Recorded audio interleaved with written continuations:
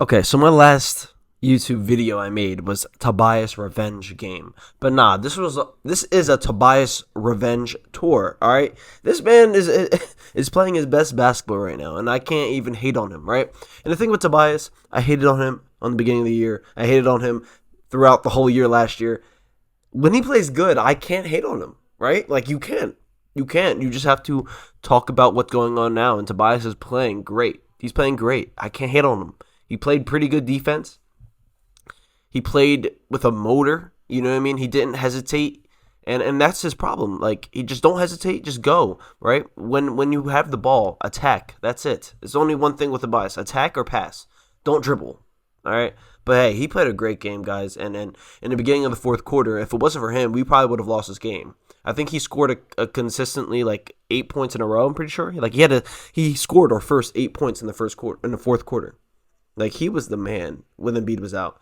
And I think that gave Tyrese Maxey a couple minutes to kind of rest. You know what I mean? He was in the game, but he was just passing it to Tobias, getting assists, or just, letting the offense run itself. We have some noticeable changes that happened in the second half. Kelly Oubre, I'm pretty sure he started the first quarter. Hold up, I got to double check, because I'm pretty sure he did. Yes, he did start the game as our small forward. We had Tyrese Maxey point guard, Kelly Oubre shooting guard, Tobias Harris small forward, Batum power forward, and Embiid as center. But yeah, so we started the game with Oubre starting out. He played pretty well in the first half. I got him. He played pretty well. In the second half, there was like a whole series where he just took up 3 consecutive bad shots. 3 bad shots. I think he had a turnover as well. It was really bad. Very, very ugly to watch. And I'm pretty sure he was benched the rest of the game. So Nick Nurse was like, yeah, buddy, this is a big game right here. You know what I mean? We're throughout the whole game, it was up and down, or we were down by 2 throughout the game, and he's taking up bad shots. So, yeah, he didn't play at all in the fourth quarter, and it was actually annoying because I had a bet for him to get 12 points. He got 11, and that was the only thing I needed on my parlay. I had it was a 7-leg parlay. And that was the one thing I needed for him to get one more point, and he didn't play at all in the fourth quarter. But, hey, it happens. Kelly Oubre just play smarter.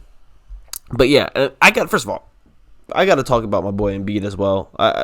I know it's been half of this episode so far, and I haven't even talked about him. This guy played great offensively. I'm going to talk about offensively because he carried our load. You know what I mean? He could literally do everything. Nikola Jokic cannot guard Embiid, right? So whenever Jokic was on him, they would grab a soft little double at the catch. He made smart passes. You got to give it to Embiid. Embiid made quick, decisive passes. This pass right here to Batum was insane, right?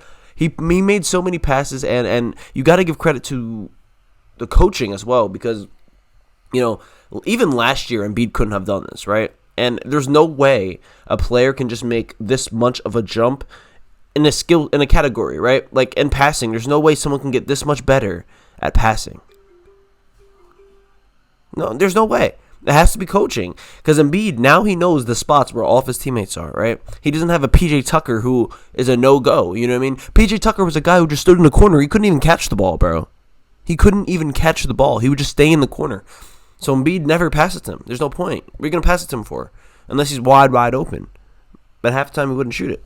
So, now he knows where his teammates are, and all of his teammates are threats. All of the people around Embiid are threats offensively. Batum, he's throwing it to Batum. Batum is I think he's already our best catch and shoot 3-point shooter on our team.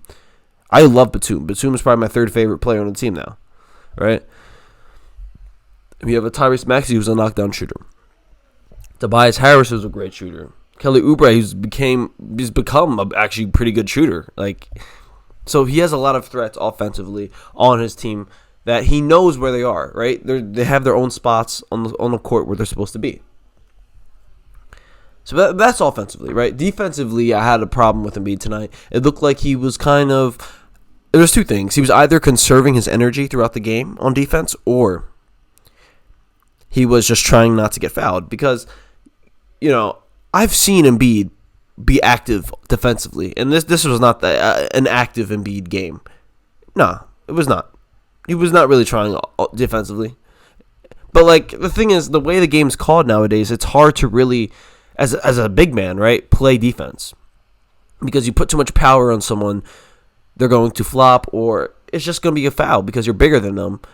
It's more visual. You know what I mean? Like, Embiid had so many, like a couple tick-attack fouls in the first half where he had his hand on Jokic's chest. They called a foul right away. So, I mean, I guess that makes sense, right? Embiid was just trying not to get any foul trouble, which is smart. But, you know, I want to see you play with a little more aggressiveness, especially on rebounds, man. Like, you cannot finish the game with 7 boards, bro. 7 boards? Come on, bro. You're not a small forward. You shouldn't be getting 47 and 10. It should be the opposite. It should be 40, 10, and 7. You know?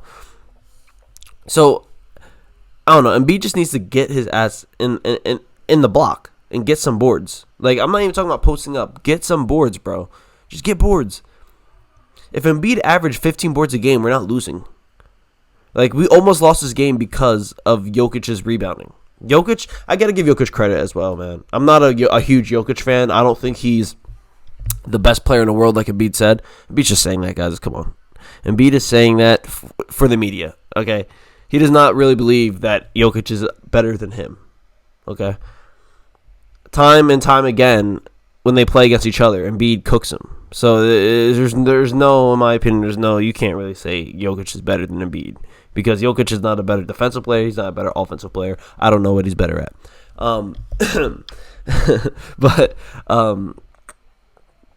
Yeah, Jokic played a good game, though. Like, rebounding-wise, he really did do his thing. 19 boards. And he just runs his team well. I got to give him credit for that, right? He runs his team well, and he's a smart player. So, you know, it was a good game, bro. Good game. And after the Eagles just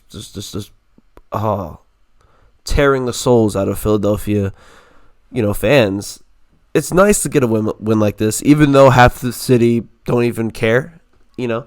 But it's all right, guys. We still have the Sixers, right? We still have the Sixers, and let's have faith in the Sixers. Let's have faith in them. What else we're going to do? Just complain every game? Let's just have faith in the Sixers. Let's have faith in Embiid.